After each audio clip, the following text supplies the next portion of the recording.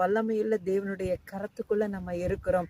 ஆகையினால தேவனுக்கு அறியாமல் உங்களுக்கு எந்த தீதும் வராது. தேவனுக்கு அறியாமல் எந்த நன்மையும் நம்ம பெற்றுக்கொள்ள முடியாது. தேவனுடைய கரத்திலிருந்து தான் நமக்கு நன்மையும் கிருபையும் வரும். நன்மையான எந்த ஈவும் பூர்ணமான எந்த ஒரு வரமும் பரத்திலிருந்து உண்டாக சோதிகளின் பிதாவினிடத்திலிருந்து இறங்கி வருகிறது. ஆகையினால அனுதினமும் தேவனுடைய கண்கள் உங்கள் மேல இருக்கிறது. ஹல்லேலூயா. கர்த்தர் அதைத்தானே சொல்லுகிறாரு, உன்மேல் என் கண்ணை ஊத்து நான் உனக்கு ஆலோசனை சொல்லுவேன். ஹல்லேலூயா. பிரயோஜனமானவர்களை நான் உனக்கு போதிப்பேன் என்று சொல்லுகிறார்.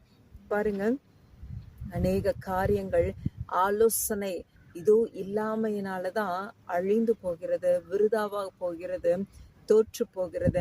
அதனால ஆலோசனை மிகவும் நல்லது. அது கர்த்தருடைய ஆலோசனை நம்ம கேட்பது ரொம்ப ரொம்பவுமே நல்ல ஒரு விஷயம்.